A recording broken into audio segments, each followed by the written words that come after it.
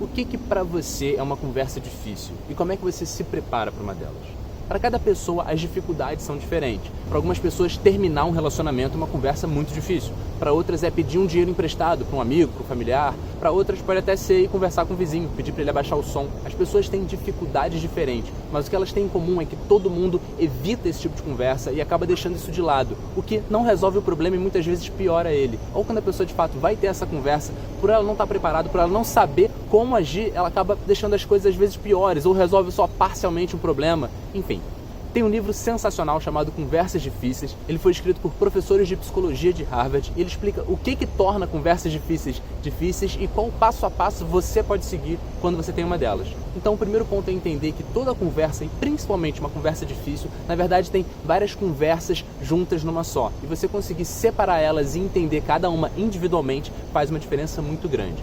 Então eles separam em 3 conversas principais, que são a conversa dos fatos do que aconteceu, a conversa das emoções e a conversa da identidade. Então vamos começar da primeira, a conversa do que aconteceu. Muitas vezes os fatos não são claros para todo mundo, ou a interpretação deles não é a mesma. Você vê uma pessoa reclamando que a outra faz isso demais, ela sempre chega atrasada. E quando alguém pergunta quantas vezes essa pessoa chegou atrasada, os números variam. A nossa memória não é tão perfeita, ninguém está mantendo uma tabelinha anotando tudo e a gente é enviesado sempre. Mesmo quando as pessoas concordam com os fatos, muitas vezes a interpretação deles não é a mesma. Tem uma cena no filme do Woody Allen que é bem bacana. How often do you sleep together? Do you have sex often? Hardly ever, maybe 3 times a week. Constantly. I'd say 3 times a week. Ou seja, eles não estão discordando sobre os fatos, mas sobre a interpretação deles. Então uma primeira etapa é sempre ter clareza do que aconteceu. Qual é a sua interpretação? O que o outro pode estar vendo? Será que ele está vendo alguma coisa diferente? Muitas vezes começar clareando esses fatos, alinhando as expectativas sobre do que vocês estão falando, faz uma diferença muito grande. A segunda conversa é a conversa das emoções. E é muito importante você ficar atento a isso, porque o ser humano é um bicho emocional. Principalmente nos lugares profissionais, a gente evita falar dos sentimentos, das emoções, mas ter clareza do que está acontecendo e como você se sentiu é entender muitas vezes por que uma conversa é difícil. Não quer dizer que você vai transformar tudo num melodrama, que tudo vai ter a ver com as emoções e sentimentos, mas que pelo menos você sabe o que está acontecendo ali. Em muitos casos, por exemplo, a gente tem uma emoção e a gente tem vergonha de ter aquela emoção. Você tem uma emoção em cima da emoção, ou a pessoa fica com raiva e fica com raiva de estar com raiva, coisas assim. Por exemplo, eu posso estar incomodado com o meu chefe, a forma que ele está me tratando, eu acho que ele está sendo muito grosseiro, muito ríspido, e eu quero conversar com ele, e para mim essa é uma conversa difícil. Primeira coisa é passar pela conversa do que aconteceu, dos fatos. Muitas vezes só analisando os fatos, né, de fato ele foi grosseiro? Não, ok, ele agiu assim comigo, ele falou dessa forma, foram essas palavras que ele usou. Pode ser que para ele isso não seja ser grosseiro. Já vi casos assim, o chefe era de outro país, de uma outra cultura, e simplesmente a interpretação dos fatos era diferente. Tudo bem, foi assim que ele agiu, foi assim que eu interpretei, e por causa disso foi assim que eu me senti. Ter essa clareza sobre os fatos é muito importante, principalmente quando você vai falar com outra pessoa. É muito mais interessante você falar, olha, quando você faz isso eu me sinto assim, ou quando você faz isso, essa é a reação que acontece, mesmo que você queira tirar os sentimentos, as emoções da conversa, do que você dizer que a outra pessoa é assim. Você nunca deve chegar e falar, chefe, você é grosseiro, mas sim, quando você fala assim comigo, é assim que eu me sinto. Ou até, eu achei que ontem você falou de uma forma grosseira comigo naquele momento. Pode não ter sido a sua intenção, você ter agido de uma forma é diferente de você ser assim. Foca nos fatos, foca nas ações e depois como você se sentiu.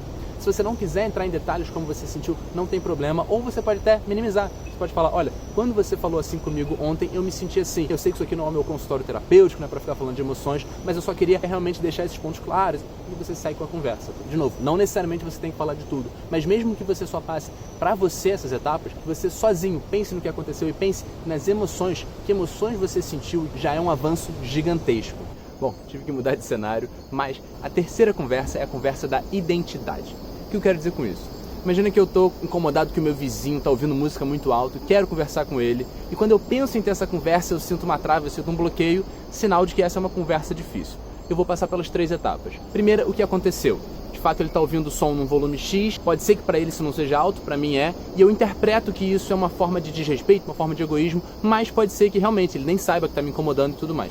Ok, ainda assim, as emoções que eu sinto são irritação, eu fico chateado, eu fico frustrado, mas só esses dois não explicam por que essa conversa é difícil para mim. Até eu pensar na identidade. A minha identidade, a minha autoimagem nunca foi, por exemplo, do que eu vejo como vizinho chato, a pessoa que fica reclamando dos outros, pedindo para baixar o volume, etc.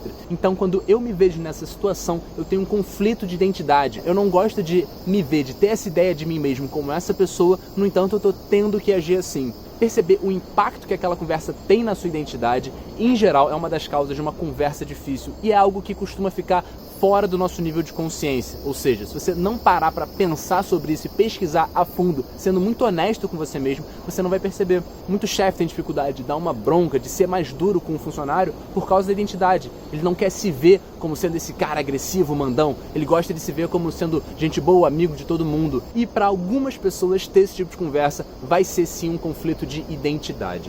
Bom, eu fiz aqui um apanhado geral bem resumido das 3 conversas principais, porque eu queria principalmente passar essa ideia geral. Pelo menos agora você tem um passo a passo, um como seguir quando você tem uma conversa difícil. Passa por cada uma delas, pensa o que aconteceu, quais são os fatos, qual é a minha interpretação desses fatos. Será que pode ter alguma discordância aqui?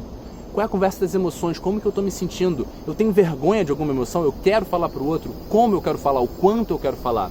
E a terceira sendo a conversa da identidade. Como que essa conversa, como que essas ações batem na imagem que eu tenho de mim mesmo. Em geral, evitar o problema, empurrar ele para frente não é uma boa solução.